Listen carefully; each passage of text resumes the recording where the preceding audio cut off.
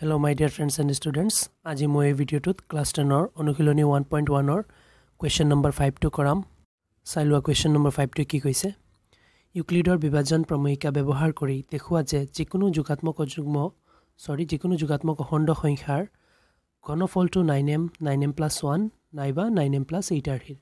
চাই লোৱা question 2 আমি কেনেকুৱা কৰিম। question 2 যেনেকুৱা কৰিছিলো সোয়া ইয়াতে কৈছে কি যিকোনো যোগাত্মক অখণ্ড সংখ্যাবোৰ 6q + 1 6q + 3 6q + 5 আৰ্হিৰ। তেনেকলে আমি এটো যেনেকুৱা প্ৰসেসে কৰিছিলো ঠিক তেনেকুৱা এটো কৰিম আৰু তাৰ ঘনফলটোক এনেকুৱা আৰ্হিৰ দেখুৱাই দিম। ঘনফল মানে কিউবটোক আমি দেখুৱাই দিম। প্ৰথমতে আমি question number 2 নিচিনা কৰিম, তাৰ পিছতে এই ঘনফলটোক আমি এনেকুৱা আৰ্হিৰ দেখুৱাম। তেহা question 2 কৰো, কৰিলে ভালদৰে বুজিব পাৰিবা। এতিয়াতে আমি প্ৰথমতে কৰিবৰ আগতে ধৰিব লাগিব যে যিকোনো যোগাত্মক অখণ্ড সংখ্যা এটাক তাৰ পিছত সেইটোৰ ঘনফলক দেখুৱাম। কোৱেশ্চনে কৈ দিছে যে যিকোনো যোগাত্মক অখণ্ড সংখ্যাৰ ঘনফলটোক আমি 9m 9m + 1 এইবোৰ আৰ্হিত দেখুৱাব লাগে। তেনেহলে আমি ধৰো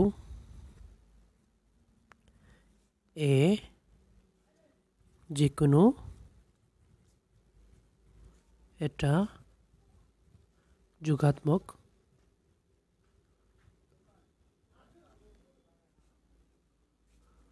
অখণ্ড সংখ্যা যত b = 3। চাই লোৱা ইয়াতে কোৱেশ্চন মই b কিয় ধৰিছো। ইয়াতে b ধৰাৰ কাৰণ এটো যে আমি এটো ইউক্লিডৰ কলন বিধি ব্যৱহাৰ কৰি পেলাই এটোকে কৰিম। সো ইউক্লিডৰ কলন বিধিক আছে কি a = bq + r। সো এটো b আছে কি কাৰণে আমি b ক 3 ধৰিছো। এতিয়া সো ইয়াকে 3 কিয় ধৰিছো কাৰণ আগৰ ম্যাথছ বোৰক মই এলফাবেটৰ লগতে যেটো পাইছো ইয়াৰ লগতে যেটো পাইছো হেতুকে আমি b ধৰিছিলো। এবাৰ সোয়া কোৱেশ্চনত কি দিয়া আছে, ইয়াতে সোয়া কোৱেশ্চনটোত m ৰ লগতে 9 দিয়া আছে, হিচাপতে আমি 9 ধৰিব লাগিছিল b ক, কাৰণ এইবোৰ যেটো কৰিছিলো m ৰ লগত 3 আছিল যে আমি 3 ধৰিছিলো b ক, আৰু এইটো কৰিছিলো আমি q ৰ লগত 6 আছে তেতে b ক আমি 6 ধৰিছিলো। ইয়াতে b ক 3 ধৰাৰ কাৰণ এটোই যে আমি সোয়া ইয়াতে এখন যদি 9 ধৰিলো হেতেন 9 ধৰিলে আমাৰ r ৰ ভ্যালুটো সোয়া b কে অলপ সৰু হয়, মানে 0 ৰ পৰা 8 লৈকে হল হেতেন। সেই কাৰণে আমি ইয়াকে 3 দিছো। 3 দিয়াৰ এইটো আন এটা কাৰণ হৈছে যে 3 টেবুলত 9 ও আহে। সেই কাৰণে আমি সোয়া r ভ্যালুটো এনেকুৱা হয় যে r 0 ৰ সমান বা 0 তকে ডাঙৰ কিন্তু b তকে সৰু হয় এনেকুৱা। সো এইটো r তকে b ডাঙৰ আৰু r তকে 0 সমান হ'ব পাৰে বা 0 তকে ডাঙৰ হ'ব পাৰে। তেনেহলে ইয়াতে মই যদি 9 বহুৱালো হেতেন তেনেহলে r ৰ ভ্যালু 0 ৰ পৰা 8 লৈকে হ'ল হেতেন, আৰু এনেকুৱা কৰিলে আমাৰ কোৱেশ্চনটো বৰ লেংথি হ'ব। বাট হ'ব 9 বহুৱালেও একো নহয়, বাট এটো আমাৰ বেছি দীঘল হৈ যাব, কৰোতে আমাৰ অসুবিধা হ'ব। সেই কাৰণে মই 3 বহুৱাইছো। সোয়া এতেকে এই মতে হলে এতেকে r ৰ ভ্যালু কি হ'ব পাৰে, r =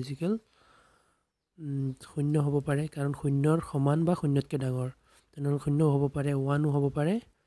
আৰু 2 হ'ব পাৰে কাৰণ b তকে সৰু হ'ব লাগে। তেনেহলে b যদি 3 হয় তেনেহলে r ৰ ভ্যালু 2 লৈকে হ'ব। এতিয়া সো আমি যেনেকুৱা কোৱেশ্চন 2 কৰিছিলো ঠিক তেনেদৰে কৰি লম। এইটো কৰি পেলাই তাৰ পিছত তাৰ ঘনফলটোক আমি দেখুৱাব লাগে 9m 9m + 1 আৰ্হিৰ। তেনেহলে সোয়া যিকোনো যোগাত্মক অযুগ্ম সংখ্যা এটোক আমি ধৰি লৈছো। তেনেহলে যেতিয়া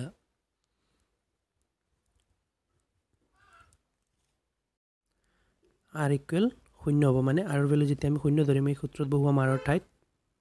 চাই লোৱা a = b ৰ ভ্যালু কিমান 3 q + r ৰ ঠাইত কি এতিয়া 0। এটো 0 বহুৱালে a = কিমান হ'ব 3q হ'ব, কাৰণ 0 তো কোনো ভ্যালু নাই, +0 হোক। এতিয়া এবাৰ r ৰ ভ্যালু 1 ধৰি প্লাই ইয়াতে লিখি দিও যেতিয়া r = হ'ব 1, এটো r হয়, r ৰ ভ্যালু 1 হ'ব তেতিয়া এই সূত্ৰটোত বহুৱালে a = bq আছে তো b ঠাইত কিমান b ঠাইত 3q + r ৰ ঠাইত কিমান হয় এবাৰ আমি 1 বহুৱাম।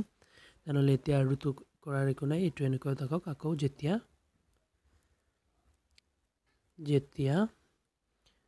r = এবাৰ লাষ্ট এটা আছে 2,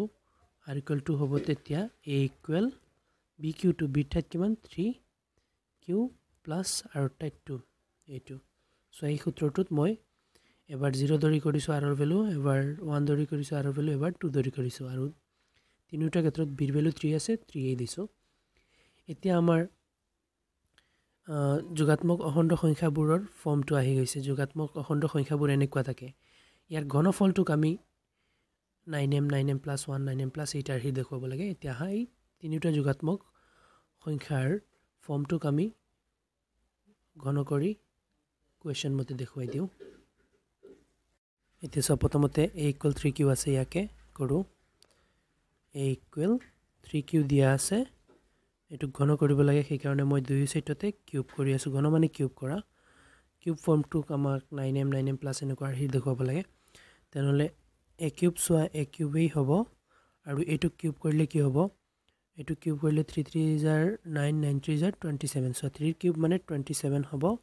আৰু q কিউব মানে q কিউবেই হ'ব এতিয়া সো আমাৰ 9m লাগে তেনেহলে কি কৰিম এটোৰ পৰা 9 কমন লৈ লও ইয়াৰ পৰা 9 উলাই দিলে কিমান হ'ব 9 3 গুণ 27 হয় তেনেহলে 3 থাকিব আৰু q কিউব থাকিব ব্ৰেকেটত সো 9 3 গুণ 27 আৰু q কিউব মিলপ্লাই 27 q কিউব হৈ গল এতিয়া মই এটা কাম কৰো আমাৰ 9m লাগে তো এতিয়া মই ইয়াতে 9 ৰ ঠাইত 9 ৰাখো আৰু এইখিনিৰ ঠাইত মই m লিখি দিও সো ইয়াতে m লিখাৰ কাৰণ কি কাৰণে m কিয় লিখিব পাৰিছো কাৰণ আমি q নাজানো কিমান তা কিউব কৰিলেও কিমান হ'ব তাও নাজানো তাৰ পিছতে কিউব কৰি পেলাই যিমান হ'ব তাৰ লগত 3 মাল্টিপ্লাই কৰিলে কিমান হ'ব হেইটো নাজানো সেই কাৰণে মই ধৰিছে সকলোখিনি ক্যালকুলেট কৰি পেলাই m ৰ সমান হৈছে কাৰণ আমি m ও নাজানো এনেকুৱা হৈছে ইয়াতে মই লিখি দিও যত m = 3q কিউব মানে এই ব্ৰেকেটৰ খিনিক মই লিখিছো m = এতে লিখি দিও এনেকুৱা যত m = 3q কিউব মানে এই 3q কিউবক আমি m বুলি লিখিব পাৰিম ইয়াতে লিখি দিছো এতিয়া এইটো হৈছে এতিয়া মই এই সেকেন্ড পাৰ্টটো কৰিম এটুক মই ফাৰ্স্ট দি দিও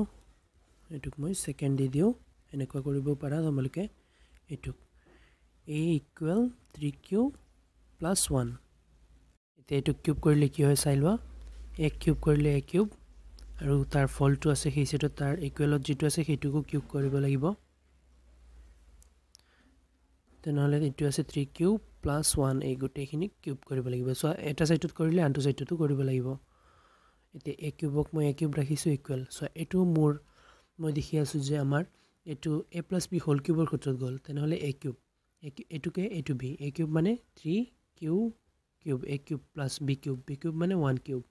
a cube + b cube + thrice ab a মানে হৈছে কিমান 3q আৰু b মানে কিমান 1 thrice ab * a + b হয় আৰু ইয়াতে a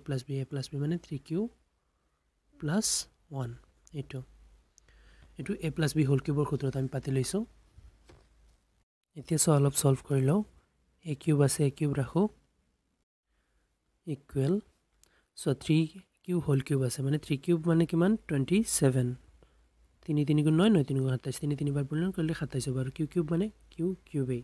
তাৰ পিছত প্লাস 1 কিউব মানে 1 তাৰ পিছত আছে প্লাস 3 9 গুণ 3 3 গুণ 9 9 গুণ 9 আৰু লগতে q আছে কিউব মানে এইখিনি ক্যালকুলেট কৰি 9 কিউব হৈছে আৰু তাৰ পিছত আছে 3q + 1 টুক ৰাখিছো এতিয়া কও a কিউব ইকুৱেল এটো সলভ কৰি দিও এইখিনি 27 q কিউব + 1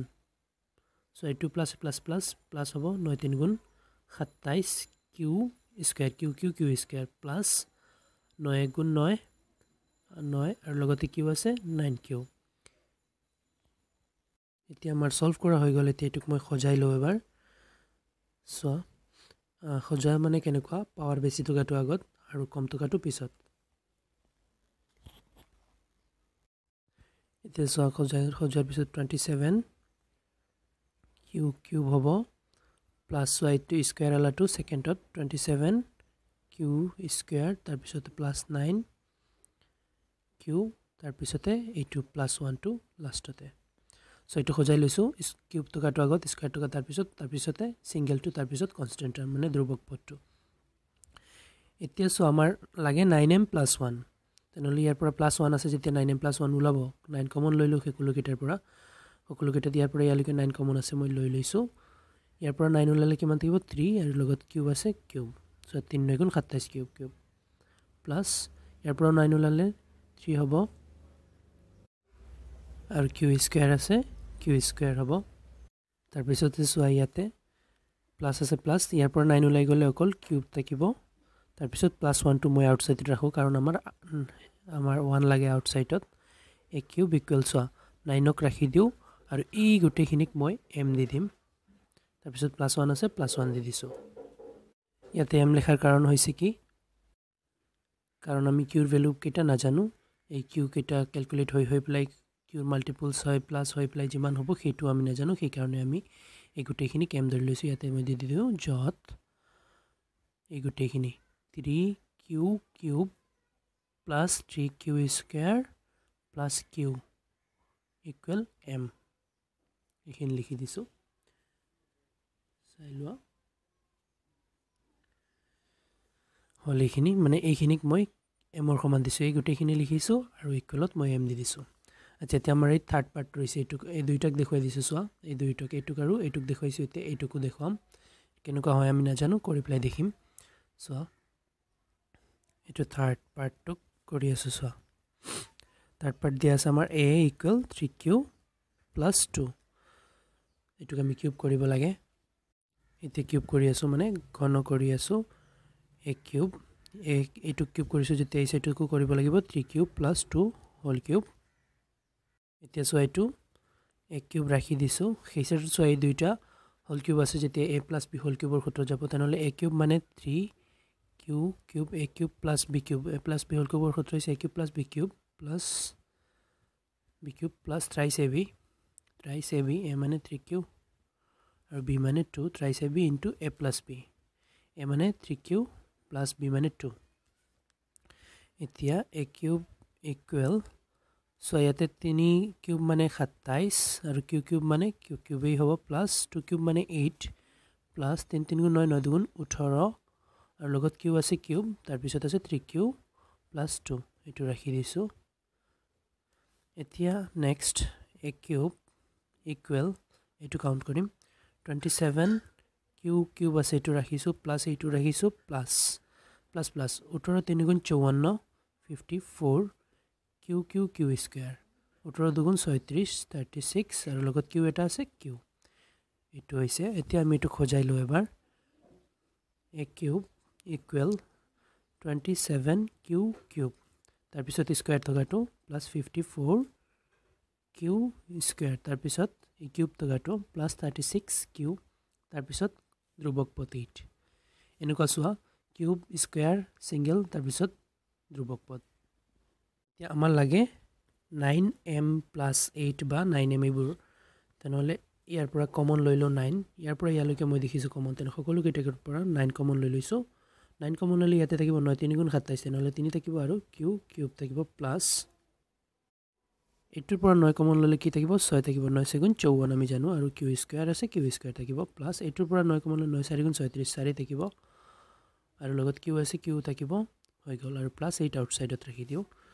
এতিয়া চোৱা a কিউব ইকুৱেল 9 তো আছে 9 লিখিছো আৰু এই গুটেখিনি টাইপ মই m লিখি দিছো প্লাস 8 আছে 8 লিখি দিছো ইয়াতে লিখি দিও যত m ইকুৱেল এই গুটেখিনি 3q cube plus 6q square plus 4q সোয়া কাৰণ আমি কিউ না জানো কিউৰ এই গুণফলবোৰ হৈ প্লাই তাৰ পিছত আৰু চাৰিটা কিউ হৈ স্কয়াৰ এবোৰ ক্যালকুলেট হৈ প্লাই m হৈছে কাৰণ আমি m না জানো সেই কাৰণে এনেকৈ হৈছে এতিয়া সোয়া আমি তিনিটা দেখুৱাই দিছো যে 9m + 1 9m + 8 আৰ যিকোনো যোগাত্মক অখণ্ড সংখ্যাৰ গণফলটো আশা কৰো তোমালোকে ভালদৰে বুজি পাইছা আৰু নুবুজিলে মোক কমেন্টত জনাবা আৰু ভিডিওটো ইয়াতেই সমাপ্ত হৈছে থ্যাংক ইউ